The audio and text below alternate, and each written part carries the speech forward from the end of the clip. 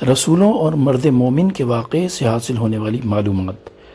اس واقعے سے 6 باتیں معلوم ہوئی۔ نمبر 1، اللہ تعالیٰ اپنے مقرب بندوں کی دوسرے مقرب بندوں کے ذریعے مدد فرماتا اور انہیں تقویت پہنچاتا ہے۔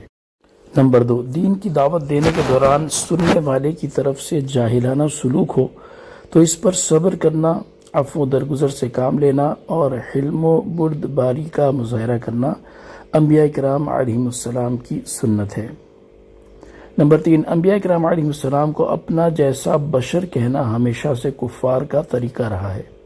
نمبر 4، اللہ تعالیٰ کے نیک اور مقرب بندوں کو منحوس سمجھنا اور انہیں تکلیف پہنچانے کی دھمکیاں دینا کافروں کا طریقہ ہے۔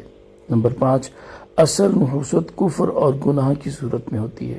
نمبر 6، اللہ تعالیٰ کے نیک بندے اپنی زندگی میں اور وفات کے بعد بھی مخلوق کی خیر خواہی کرتے ہیں۔ لوگوں کی یہ عادت ہوتی ہے کہ جس چیز کی طرف ان کے دل مائل ہوں اور ان کی طبیعت اسے قبول کرے تو وہ اس چیز کو اپنے حق میں بابرکت سمجھتے ہیں، اور جس چیز سے نفرت کرتے ہیں اور اسے ناپسند کرتے ہوں تو اس چیز کو اپنے حق میں منحوس سمجھتے ہیں۔ اسی لیے اگر انہیں کوئی مصیبت پہنچ جائے تو کہتے ہیں کہ یہ فلاں کی نحوست ہے اور اس کی وجہ سے ہمارا یہ نقصان ہو گیا، آپس میں لڑائی جھگڑا ہو گیا، رشتہ ٹوٹ گیا، اگرچہ ان سب کی حقیقی وجہ کچھ اور ہو۔ یاد رہے کہ شرعی طور پر نہ کوئی شخص منحوس ہے، نہ کوئی جگہ، وقت یا چیز منحوس ہے۔ اسلام میں اس کا کوئی تصور نہیں اور یہ محض وہمی خیالات ہوتے ہیں۔ یہاں اسی سے متعلق اعلیٰ حضرت امام احمد رضا خان رحمۃ اللہ تعالی علیہ سے ہونے والا ایک سوال اور اس کا جواب ملاحظہ ہو، تاکہ ان وہمی خیالات سے بچنے کا ذہن بنے اور انہیں دور کرنے کے اقدامات کیے جائیں۔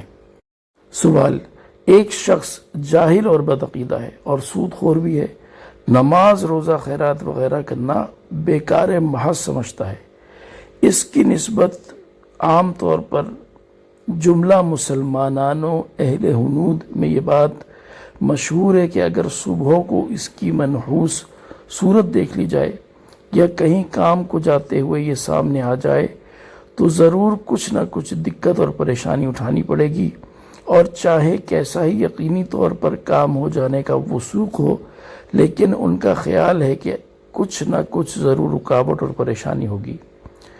چنانچہ ان لوگوں کو ان کے خیال کے مناسب برابر تجربہ ہوتا رہتا ہے، اور وہ لوگ برابر اس امر کا خیال رکھتے ہیں کہ اگر کہیں جاتے ہوئے سامنے پڑ گیا تو اپنے مکان کو واپس جاتے ہیں اور کچھ دیر توقف کر کے اور یہ معلوم کر کے کہ وہ منحوس سامنے تو نہیں ہے جاتے ہیں۔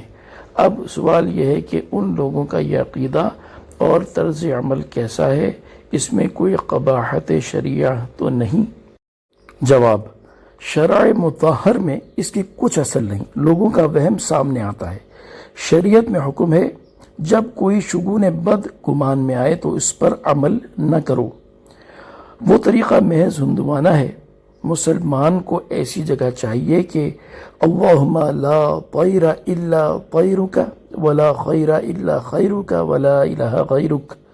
ترجمہ: اے اللہ، نہیں ہے کوئی برائی مگر تیری طرف سے، اور نہیں ہے کوئی بھلائی مگر تیری طرف سے، اور تیرے علاوہ کوئی معبود نہیں۔ پڑھ لے اور اپنے رب پر بھروسہ کر کے اپنے کام کو چلا جائے، ہرگز نہ رکے نہ واپس آئے۔ صلو علی الحبیب صلی اللہ تعالی علی محمد صلی اللہ علیہ وسلم۔